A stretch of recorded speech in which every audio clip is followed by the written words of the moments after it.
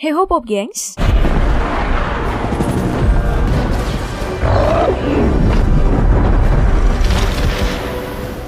Film Godzilla vs Kong udah tayang nih di bioskop sejak 24 Maret kemarin. Kamu tim yang mana? Godzilla atau Kong? Kalau aku sih tim Kong. Dan sebelumnya udah bahas keseruan di balik layar dan alur filmnya. Cuman supaya adil, aku mau ngasih fan service nih. Kali ini kita akan bahas keseruan di balik layar film Godzilla The King of Monsters. Sebelumnya aku juga udah pernah bahas alur ceritanya sih. Silahkan cek linknya di deskripsi ya kalau mau nonton.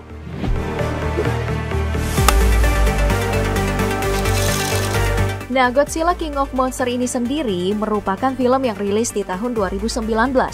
Sequel dari Godzilla 2014 dan merupakan franchise ke-35 dari karakter monster produk Toho.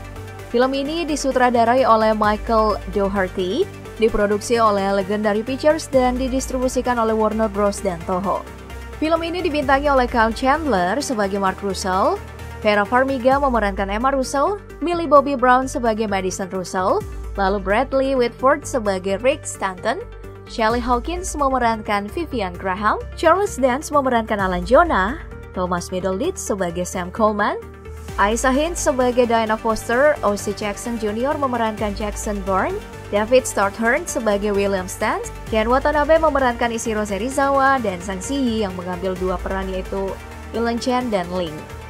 Namanya orang baru susah-susah ya disebutin. Sementara untuk biaya produksi, film ini menelan anggaran sebesar 176 sampai 200 juta US dollar dan meraup pendapatan box office sebesar 386,6 juta US dollar. Baik, itu sekelas info aja ya buat kamu yang penasaran sama serba-serbi film ini. Sekarang mari kita menyaksikan keseruan di balik layarnya. Mari kita mulai dari proses pembuatan masing-masing karakter monster. Semuanya dimulai dari gagasan. Dan gagasan sang sutradara, Dougherty, adalah mereproduksi desain si Raja Monster dari Godzilla versi Gareth Edwards dan Matt Alsop. Lalu memadukannya dengan pelat punggung Godzilla versi tahun 1954. Dengan cakar dan kaki yang lebih gede untuk membuatnya terlihat buas. Sedangkan untuk karakter Rodan, Dougherty meminta para desainer untuk menghindari konsep Pteranodon, lalu menyarankan inspirasi dari burung nasar ataupun elang. Dan untuk karakter Mothra, kebanyakan mengambil desain dari versi Toho di tahun 1961, meniru desain dari ngengat asli, namun dengan kaki yang lebih panjang untuk mempertahankan diri dari monster lain.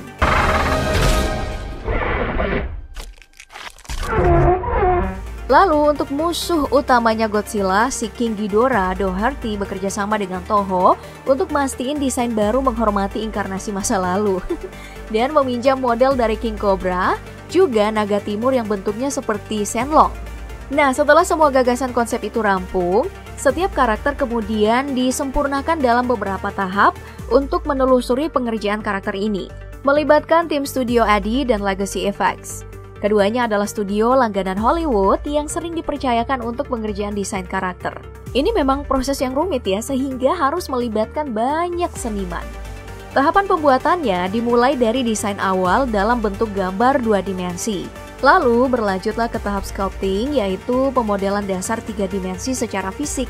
Kemudian bentuk dasar dari hasil sculpting ini diduplikasi dalam grafis komputer untuk dibuat jadi animasi. Dan setelah semua itu, saatnya melakukan rigging atau pemasangan kendali grafis pada tiap karakter untuk menciptakan elemen seperti ekspresi dan gerakan. Kemudian agar lebih artistik diwarnain lagi nih dalam proses shading.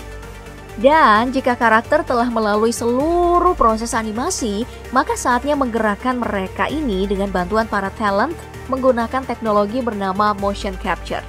Pada proses ini, tubuh setiap talent dipasangi sensor yang akan merekam setiap gerakan dan ekspresi mereka. Hingga tersajilah para Titan yang hidup dalam tiap frame Godzilla di layar kita semua. Oh ya, khusus untuk karakter King Ghidorah, gerakannya itu diambil dari 3 orang talent loh untuk masing-masing kepala. Nah, dari pengerjaan karakter yang rumit, kita pindah ke pengerjaan efek spesial yang gak kalah kompleksnya. Ada 5 studio yang bekerja sama dalam film ini, yaitu DNEG, MPC, Method, Reynolds, dan Olin. Mereka ini mengerjakan berbagai adegan rumit dengan berlapis-lapis penimpaan grafis. Tuh bayangin tuh beratnya ya. Ada yang full CGI, ada juga yang dicampur antara set dengan latar layar yang berwarna kromatik, hijau ataupun biru. Adegan distopia yang menunjukkan kehancuran kota dalam sorotan jarak jauh adalah salah satu adegan yang dibuat sepenuhnya dengan animasi. Sedang adegan kuil tempat tinggalnya Godzilla atau kemunculan para Titan dalam jarak dekat adalah contoh adegan yang memadukan set berlatar kromatik dengan teknologi animasi. Kemudian untuk memberi penonton pengalaman grafis yang lebih detail lagi, penggunaan animasi saja tuh nggak cukup. Karena itu, para kru ini tetap menciptakan sejumlah set untuk menyajikan tampilan yang lebih realistis dalam sorotan jarak dekat. Seperti misalnya adegan Madison bersama para tentara ini nih. Atau adegan di stasiun yang hancur seperti ini. Dan juga adegan kapal selam ini nih. Pada beberapa kasus, pembuatan set bahkan bisa lebih ekstrim dan melibatkan banyak figuran demi membuat nuansa ini jadi makin hidup. Misalnya dalam adegan yang satu ini. Ya, perbedaannya memang sangat jelas antara grafis rekaan animasi dan yang disorot secara analog dalam set ya. Cuma nih, animasi dan set aja itu nggak cukup untuk membangun emosi para penonton. Itu hanya pengalaman visual dan akan sangat pincang kalau audionya nggak ada. Nah, untuk hal ini kita harus berterima kasih nih sama Eric Idle yang sejak Gareth Edwards masih setia jadi orang di balik raungan dan scoring bersama para timnya di Departemen Suara. Kalau yang terakhir, kamu mungkin nggak penasaran banget sih, tapi ini bagian penting loh untuk para kru dan pemain karena sekalian jalan-jalan. Nah, proses syuting ini berlangsung di beberapa lokasi. Di antaranya ada Atlanta, Georgia, dan yang ini mungkin agak membingungkan, pusat sejarah kota Meksiko. Tapi ya udahlah ya, gak usah bingung. Mending kita kasih tepuk tangan yang sangat meriah untuk sutradara kita penulis naskahnya Michael Dougherty. Karena telah menghadirkan versi Godzilla yang mungkin akan dikenang cukup lama. Terima kasih juga buat Gareth Edwards yang udah mulai semua ini. Juga buat Toho yang menciptakan Godzilla. Dan terima kasih juga buat kamu yang selalu ngikutin kami. Nah, buat kamu yang baru mampir di Mari, ya terima kasih udah mampir. Jangan lupa subscribe dan nyalain tombol lonceng. Oh ya, di daftar putar kami masih ada konten selain keseruan di balik layar, ada alur dan ada juga kesalahan. Silahkan dicek, siapa tahu kamu suka. Kalau misal kamu maunya yang lain, silahkan tuliskan aja di kolom komentar, kali aja kita bisa bantu. Ya, mungkin cukup itu dulu ya untuk sesi film populer kali ini. See you on top!